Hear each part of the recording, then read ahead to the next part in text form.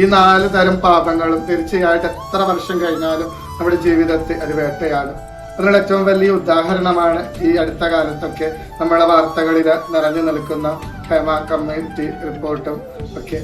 കാരണം പല നടന്മാരുടെയും ജീവിതങ്ങൾ തുറന്ന് കാട്ടപ്പെടുകയും അവരെ വർഷങ്ങൾക്ക് മുമ്പ് ചെയ്ത ചില പാപങ്ങൾ അത് പ്രതികാരത്തോടുകൂടി തിരിച്ചു വരുന്ന ഒരു കാഴ്ചയാണ് നമ്മുടെ സമൂഹത്തിൽ നമ്മൾ ഇന്ന് കണ്ടുകൊണ്ട് നിൽക്കുന്നത്. വചനത്തിലൂടെയൊക്കെ കടന്നു പോകുമ്പോൾ ദാവീദിന്റെ ജീവിതത്തെ തന്നെ എടുത്താൽ നമുക്കറിയാം, ദൈവം ഒരുപാട് അനുഗ്രഹിച്ച ഒരു മനുഷ്യനായിരുന്നു ദാവീദ്.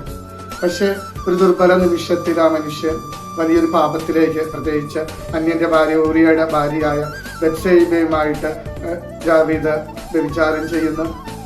പിന്നീട് അത് മറച്ചു വയ്ക്കുവാനായിട്ട് ഊറിയയെ ചതിയിലൂടെ കൊല്ലുന്നു.